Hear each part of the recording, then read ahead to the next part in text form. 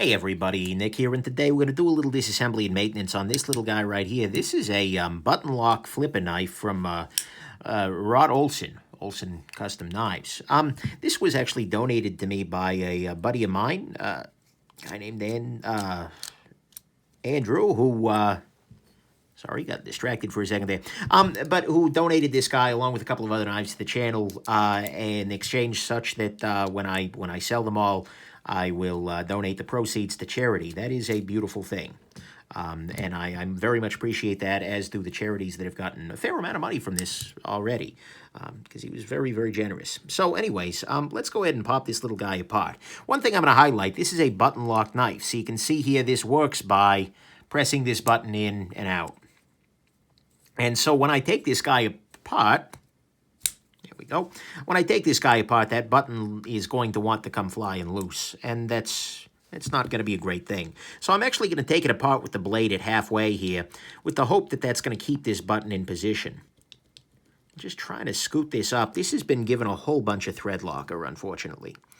And so it's going to take a little bit of doing here to get everything popped loose. Go ahead and cover a pry bar, not like a Medford, but a regular pry bar. This is the Enigma, Rat Bastard Enigma. Cover that up and just kind of try and use that to wiggle things around here. Okay, so we're loose in the back here, but something's up in the front that's making this not want to come loose, and it's probably the Loctite. Let's be real. Okay. I'm going to hit the very front of this. I'm using this cloth over my pry bar just to reduce the wear and tear on the titanium here. Although they're both titanium, I don't know whether there we go. Okay, so that just popped loose. I don't know whether the hardness is different, was what I meant to say. Now I'm on button lock spring watch. Hey, okay, that wasn't bad. Holy crap, is this thing grody. Alrighty, let's go ahead and take this apart. This functions like, good Lord, there's a lot of Loctite in here. Like it's enough that it's even hard to get the freaking pivot off of there. Or maybe the pivot is like peened open or something? I don't know. Either way, this is needing my help desperately. And I have a suspicion that the action of this guy is actually going to get even better. There we go. Even better than it was to start with, because this was a fine knife to start with, action-wise, but I think we can do better. Alrighty, I'm going to go ahead and drown this guy in some booze. Sorry about the heat kicking on there, guys. It's just freaking cold in here.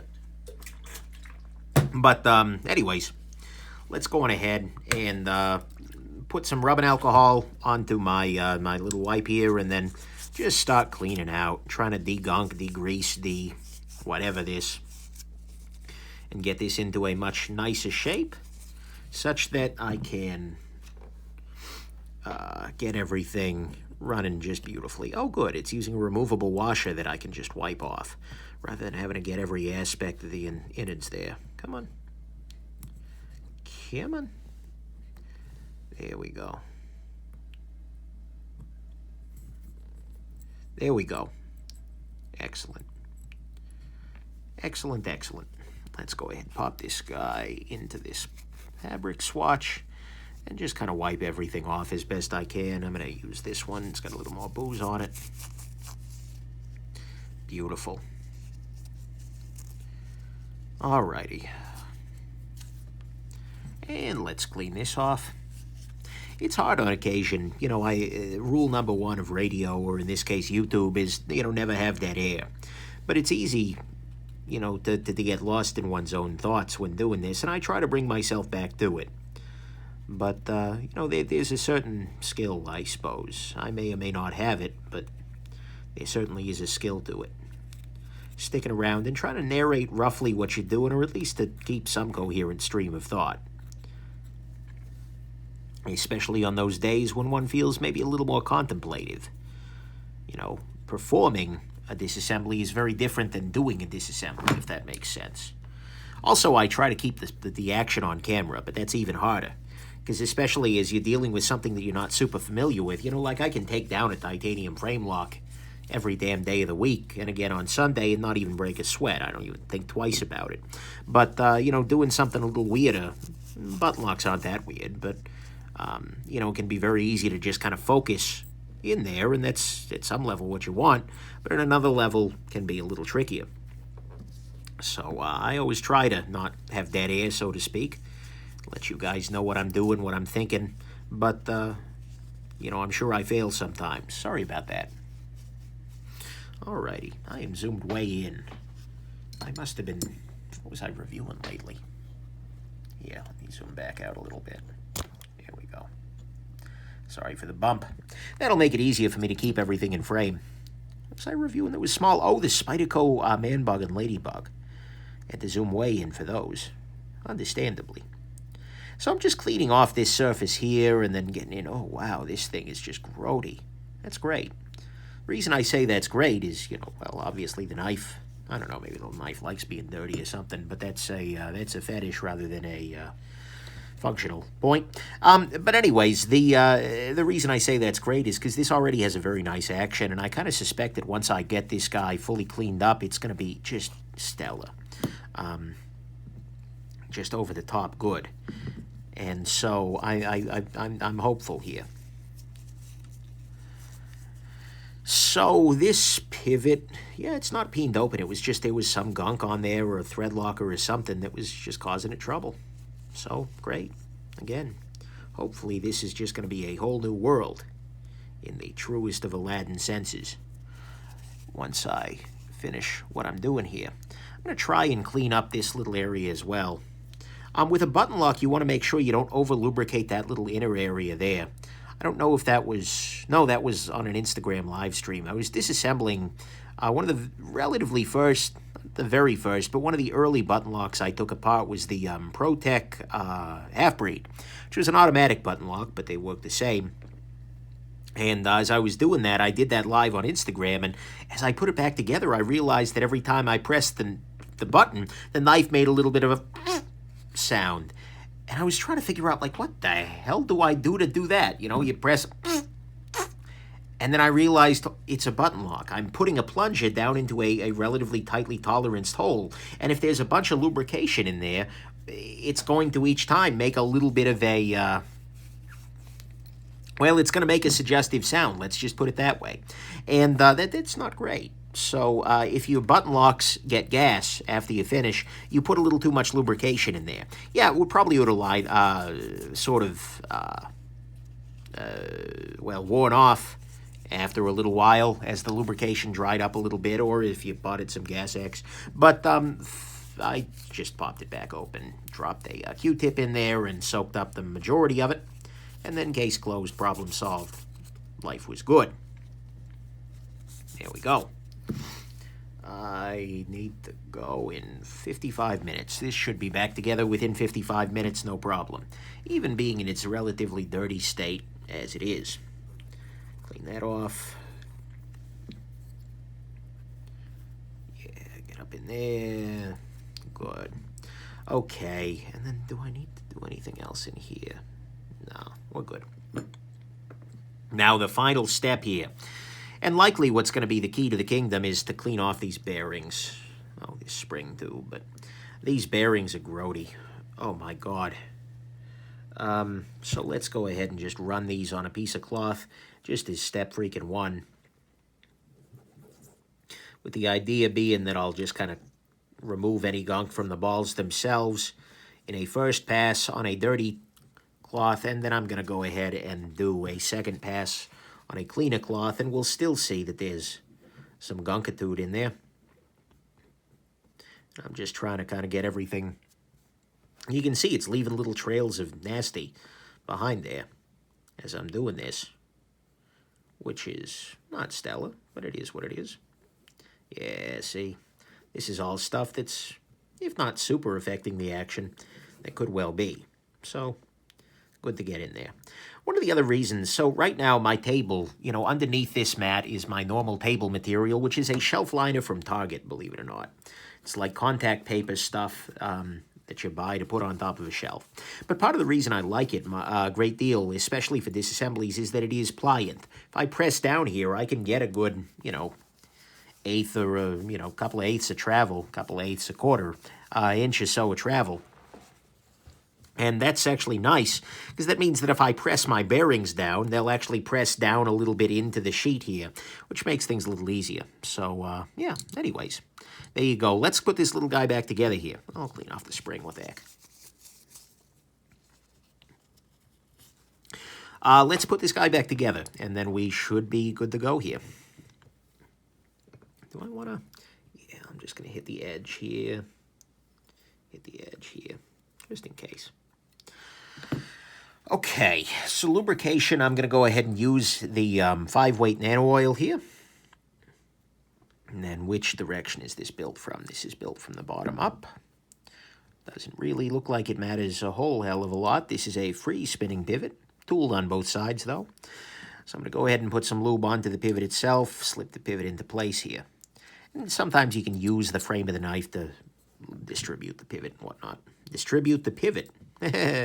Distribute the lubrication onto the pivot. There we go. That's what I meant to say.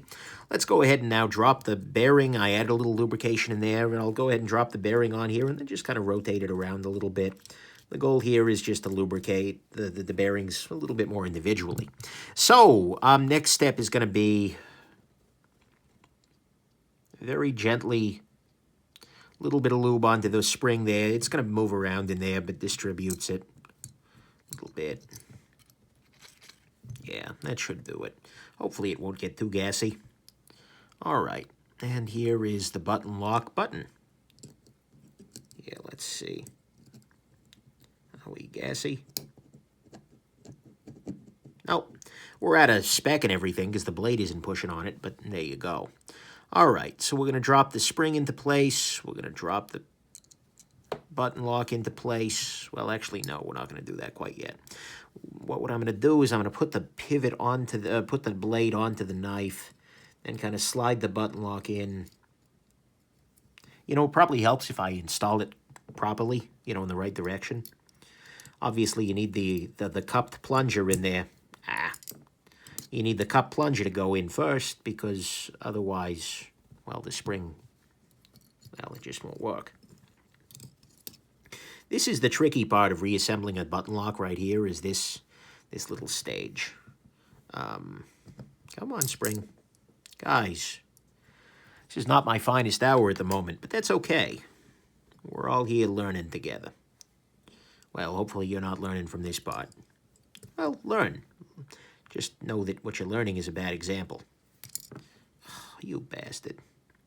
You can see, actually, here the cutouts on the blade that allow the button lock to kind of hold it in place. You know, because the button lock will pop out a little bit and whatnot.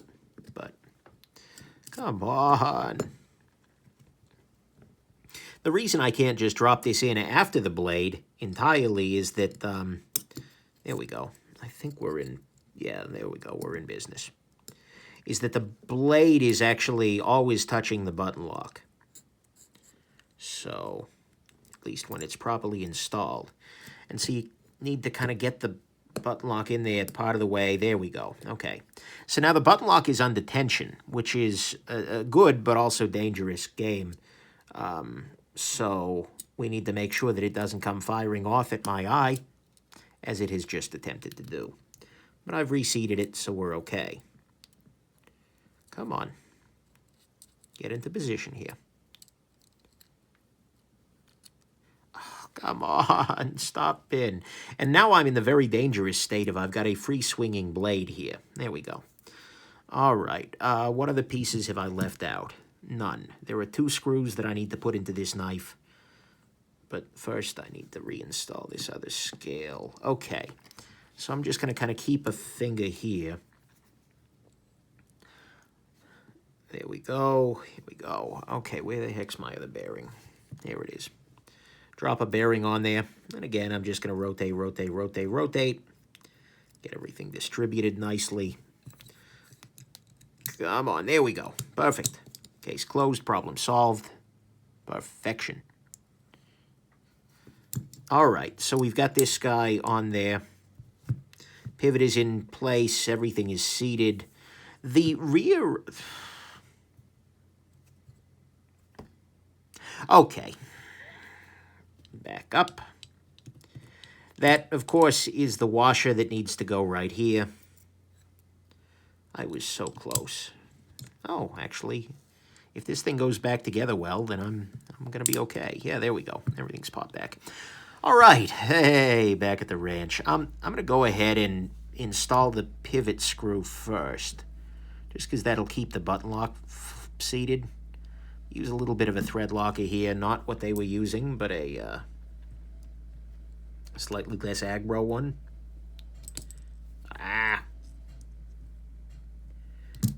This is a interesting pivot. There we go. Just kind of roughly tighten this down. Doesn't need to be super tight. In fact, I don't want it to be super tight because the scales themselves are able to move independently of this. Like, it's not the case that the standoff fits into a slot in the scales. So you got to be a little careful there. There we go. And here we go. Beautiful.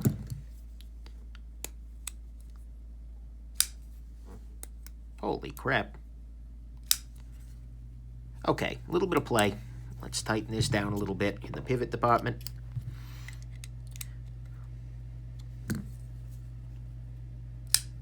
Wow. Okay, that got a little too tight. Let's see if we can calm this down a little bit.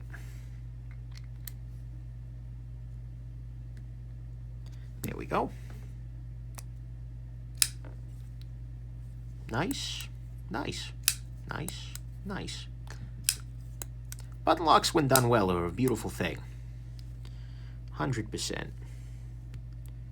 Actually, I am going to put the slightest bit. I could even potentially put a little bit of like, it's a slightly sticky lock.